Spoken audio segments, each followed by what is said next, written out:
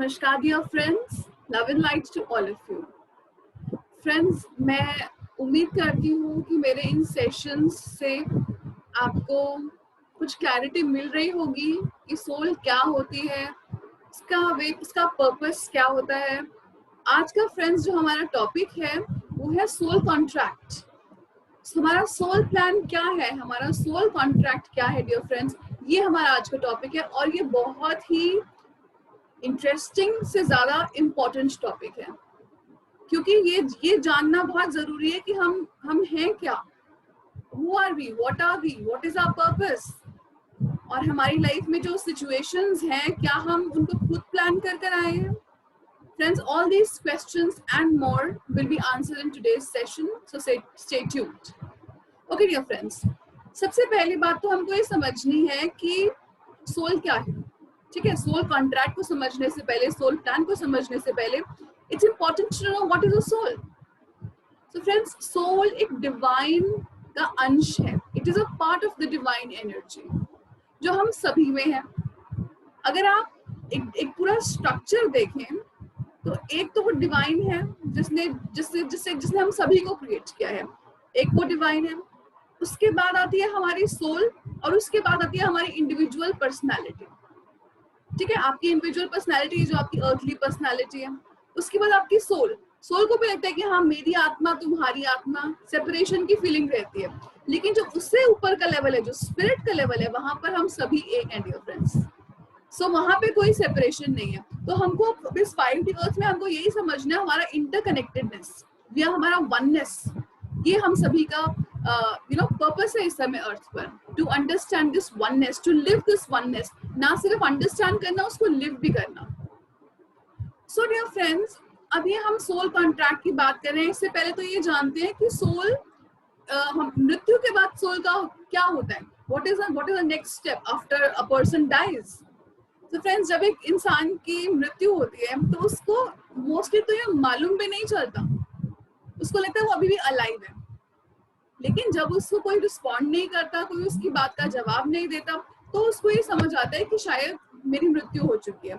In fact कई बार तो soul को बहुत टाइम तक पता ही नहीं चलता that it is no more, it is dead, और वो उसी घर में अपने रहती जाती है जैसे कि वो पहले रहती थी।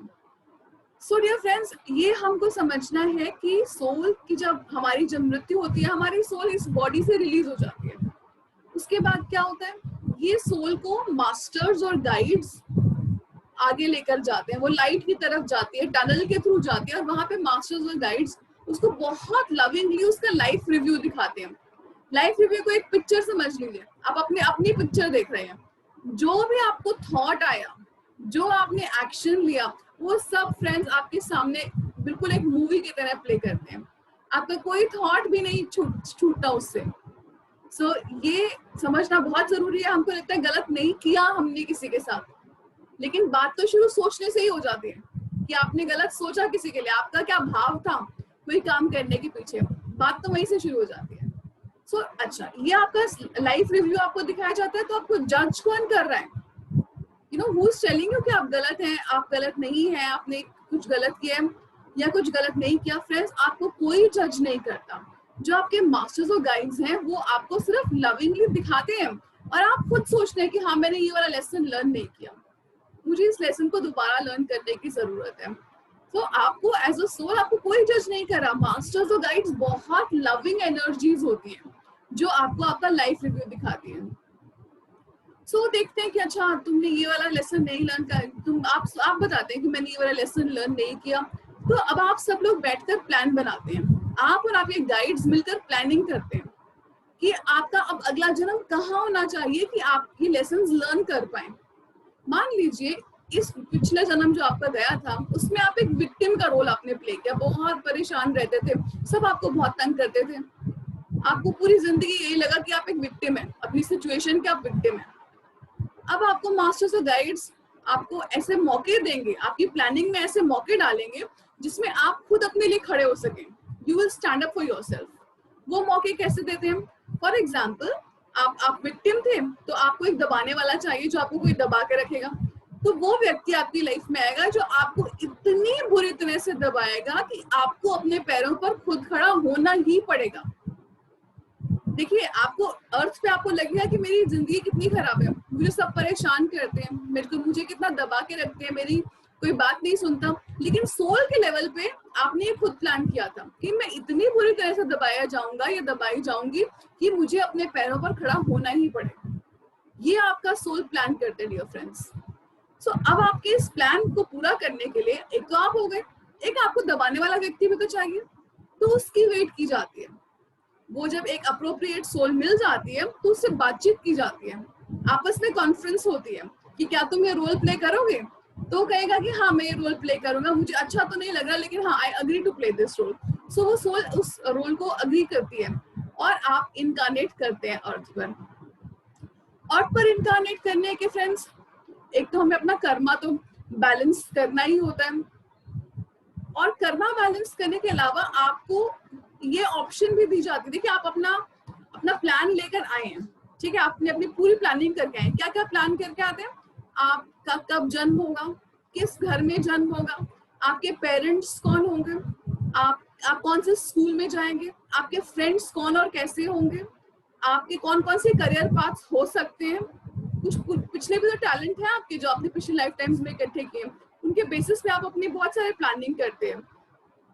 इन सब चीजों को आप खुद प्लान करके आते हैं, आप अपना नाम तक प्लान करके आते हैं, आप अपना you plan lot of things, बहुत डिटेल्ड प्लानिंग होती है। सो आप फ्रेंड्स इस प्लान को लेकर अर्थ पर आते हैं। अब देखिए, जो हमको अर्थ पर लगता है कि हम तो बहुत परेशान किए जा रहे हैं, हमें बहुत दबाया जा रहा है, वो आपकी सोल की ही प्लानिंग है। एक एग्जाम्पल देती हूँ आपको, एक लड़की है, ये ना फ्रेंड्स मैं कुछ एग्जांपल्स दे रही हूँ, रियल एग्जांपल्स हैं, ये रिग्रेशंस के रियल एग्जांपल्स हैं ये। आप इन एग्जांपल्स को ढूंढ सकते हैं, आप इनको पढ़ सकते हैं बुक में, योर सोल्स प्लान में और योर सोल्स गिफ्ट में। सो एक लड़की है पेनीलॉक, उसके पेरेंट्स में बहुत आपस में झगड़ा होता है और उसके जो मदर का जो पार्टनर होता है वो गुस्से में आके मदर को शूट कर देता है। पेनीलॉक छोटी बच्ची थी, उसको ये आवाज सुनाई दी गोली चलने की और उसने अपने कान बंद कर लिए डर के मारे। वो अपने पड़ोसी से जाके चिपक गई, सर पे खड़ी हुई, she was a small girl. पेनीलॉक का ये इतना दर्दनाक रहा एपिसोड, उसने अपनी पूरी जिंदगी भर ना उसको ये वो आवाज उसके दिमाग से गई नहीं, वो जो गोली चलने की आवाज थी। उसके बाद खून को उसने देखा, खून में उसकी मदर भी लथपथ थी और उनका पार्टनर ने भी खुद को गोली मार ली थी। ये दोनों आवाजें उसकी जिंदगी भर दिमाग में गूंजती रही और उसके बाद जब उसकी मृत्यु भी बहुत जल्दी हो गई, शी डाइड वेरी अर्ली, शायद उसने खुद ही सुसाइड कर लिया था। और लास्ट मरते टाइम जो आपके थॉट्स होते हैं ना फ्रेंड्स, वो वही एनर्जी लेकर आप ऊपर जाते हैं। तो लास्ट थॉट्स उसके क्या थे कि कुछ सुनना नहीं चाहिए, मैंने क्या ही सुना, क्योंकि वो आवाजें उसको इतनी उसको हॉन्ट करती थी वो आवाजें। तो उसको लगा कि मुझे कुछ नहीं सुनना, मुझे अपने नेक्स्ट लाइफ में कुछ सुनना ही नहीं है। ये उसका खुद का लास्ट डिसीजन था मरने से पहले। और जब वो ऊपर जाती है अपने मास्टर्स एंड गाइड्स को यही बताती है और वो फिर अगले जन्म में एक बहरी लड़की की तरह आती है। She comes back to earth as a deaf girl. So dear friends, इस तरह से आपकी सोल प्लान करती है। एक सोल्जर था, उसकी बहुत दर्दनाक मृत्यु हुई, मतलब उसने अपने बहुत सारे पहले सोल्जर्स को मरते हुए देखा, उसी पॉइंट पे वो बहुत डर गया था और खुद के मरने से पहले उसके पूरी जो एनर्जी थी, कौन सी एनर्जी थी, फियर की एनर्जी हो चुकी थी। वो फियर की एनर्जी इतनी स्ट्रॉन्ग थी कि वो अगला जन्म लेता है। फ्रेंड्स, एनर्जी कभी डिस्ट्रॉय नहीं होती, ये बात मैं आपको बहुत बार बता चुकी हूँ, आज मैं फिर रिपीट कर रही हूँ। Your energy can never be destroyed. मरने के बाद भी आप उस एनर्जी को अपने साथ कैरी करके लेके जाते हैं। सो इस सोल्जर फियर की एनर्जी लेके गया और फियर की एनर्जी इसको रिजॉल्व करनी पड़ेगी। अब इसके बाद अगले जन्म में आता है तो अब इसने उस फियर की एनर्जी को कैरी कर रहे हैं। वो डर बहुत जबरदस्त डर है और उस डर को कैरी करने के लिए कौन से परिवार में जन्म लेता है, अल्कोहलिक परिवार में। सभी लोग बहुत शराब पीते हैं, तो ये बच्चा भी बहुत जल्दी शराब पीना शुरू कर देता है और ये भी कुछ आर्मी टाइप के प्रोफेशन में ही जाता है, सेलर जिसको बोलते हैं। सो वहां पे भी बहुत यंग ड्रिंक करना शुरू कर देता है, हेवी ड्रंकर्ड बन जाता है। हम लोग अर्थ प्लेन पे क्या कहेंगे कि इनके माँ बाप ने इनको नहीं रोका, इनको समझ नहीं है। असल रीजन क्या है सोल लेवल पे?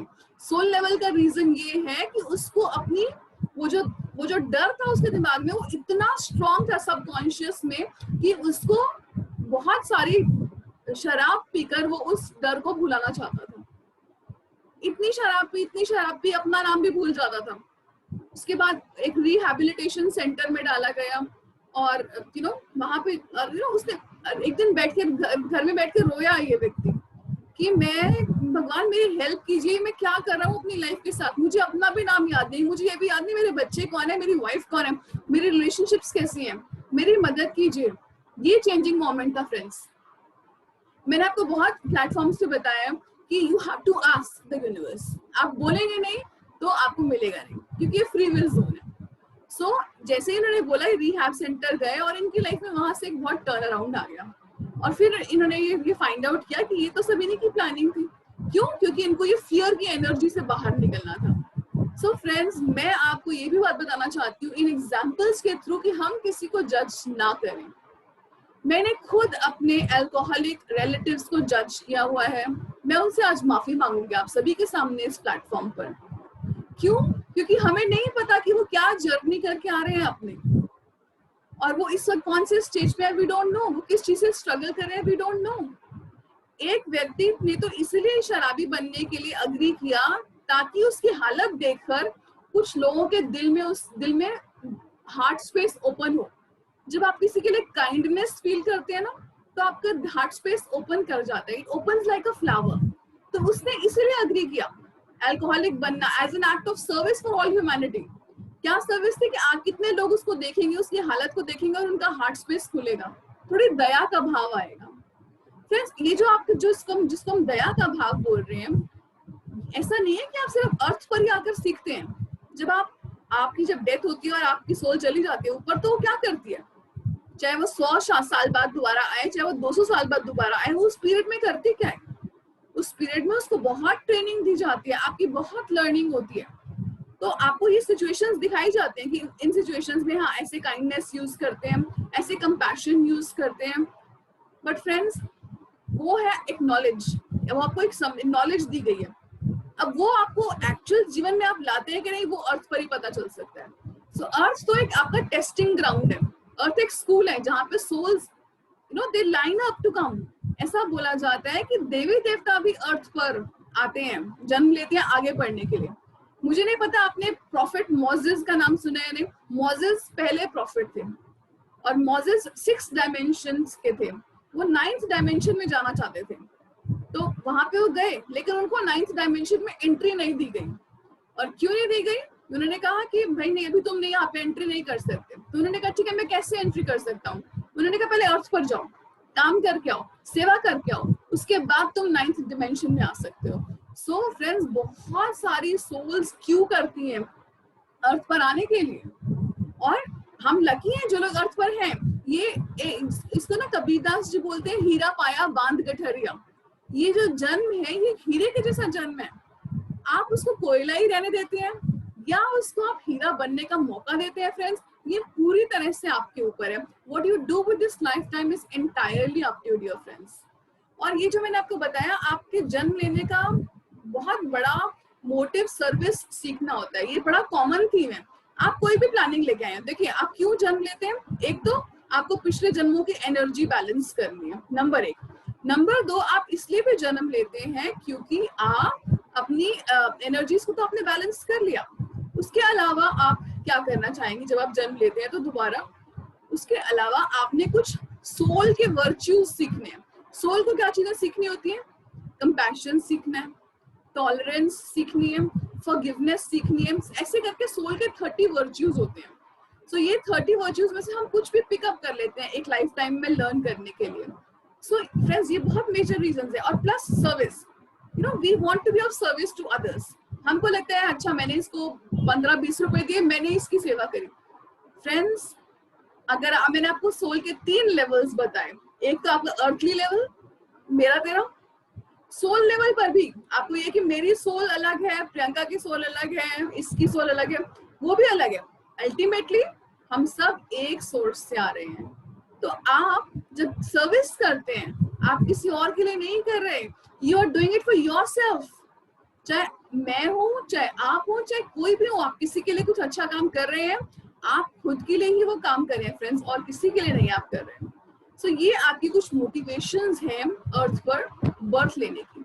You know, the motivation to be of service to others, दूसरों की सेवा करना. और दूसरे कोई होते ही नहीं है, दूसरे सिर्फ हमारी अंडरस्टैंडिंग है डियर फ्रेंड्स, कोई दूसरा नहीं होता.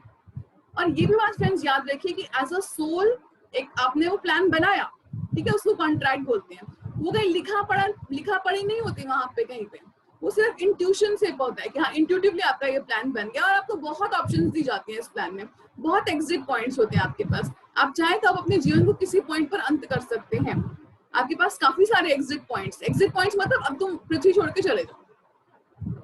ऐसा देखिए कभी कभी ऐसा होता है किसी का बहुत भयंकर एक्सीडेंट होता है फिर भी वो बच जाता है. कैसे, मतलब उस एक्सीडेंट में बचने की संभावना ही नहीं है फिर भी वो व्यक्ति बच जाता है. क्यों बच जाता है? उसका वो एग्जिट पॉइंट था, लेकिन उसकी सोल ने अग्री नहीं किया कि अभी मुझे और काम करना है, मुझे भी और सर्विस करनी है. ये सब हमारे नॉलेज होती है हमें, लेकिन एक सबकॉन्शियस लेवल पे.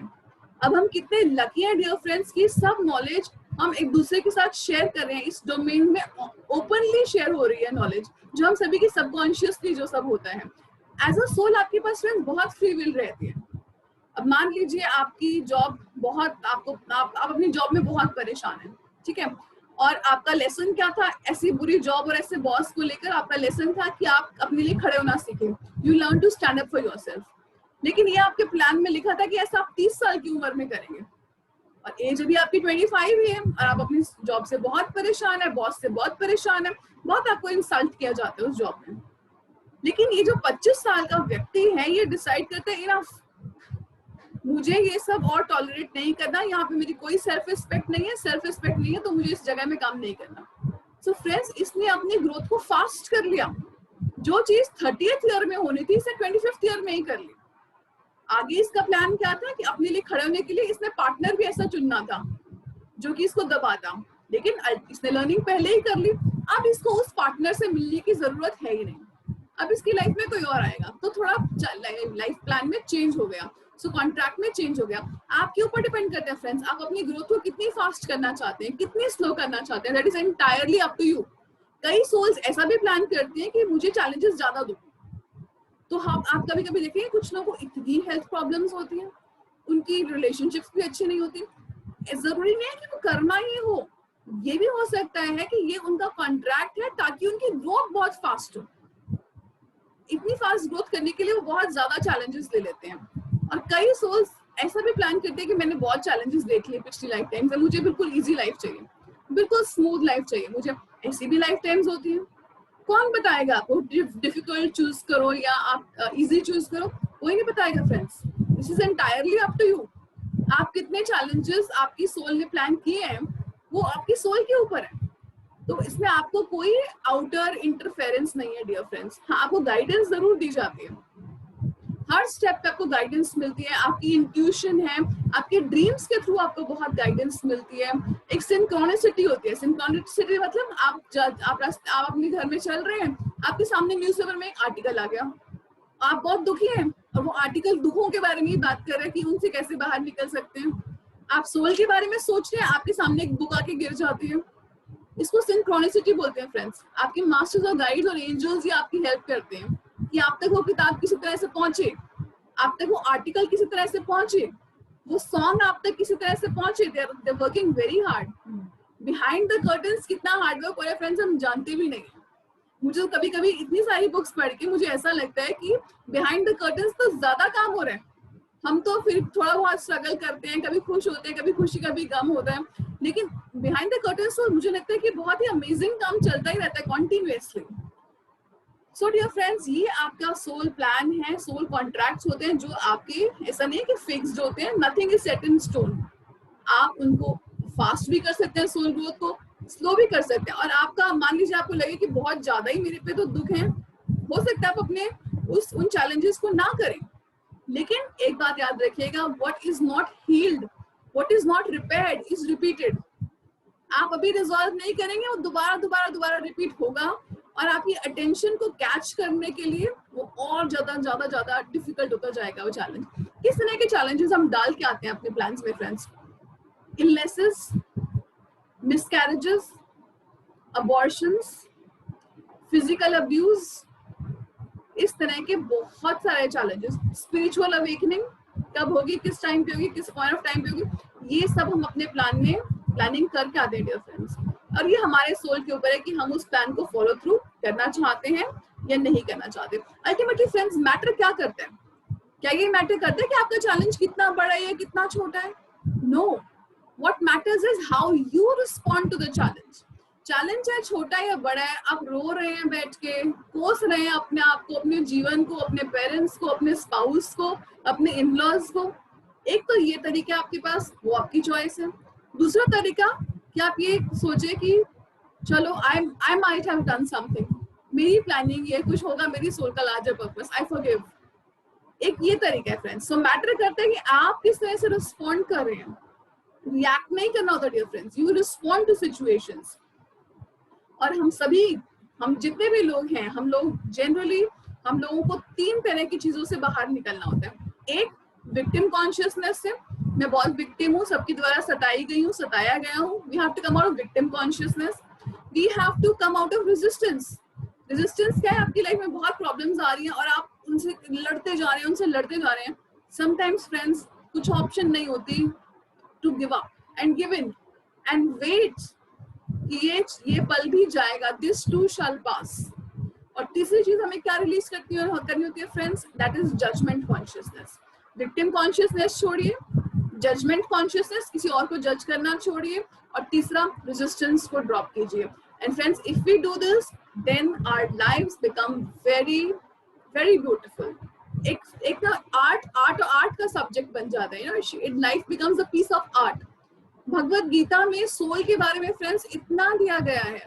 भगवत गीता, जिसके हम संस्कृत देख के शायद थोड़ा डर जाते हैं, लेकिन इसमें clearly it is, Bhagavad Gita is all about soul science. Soul के बारे में क्या कहती है भगवत गीता? न जायते म्रियते, यू नो, ना इसकी डेथ होती है, ना इसकी मृत्यु होती है, ना यू नो, ना इसको कोई आप कट कर सकते हैं। ये शाश्वत है, नित्य है। ना हन्यते हन्य माने शरीर, ना इस शरीर के काटने से इसका सोल को कुछ नहीं होता। सो ये पूरी सोल साइंस है Bhagavad Gita dear friends. We should all try to read Bhagavad Gita, because Bhagavad Gita is about the soul. Bhagwan Shri Krishna हमें सोल के सारे सीक्रेट्स भगवत गीता में देकर गए हैं। So dear friends, I hope that you found today's session illuminating, and I hope that we wake up to our true soul path and to our true soul potential. Thank you dear friends. Love and light to both.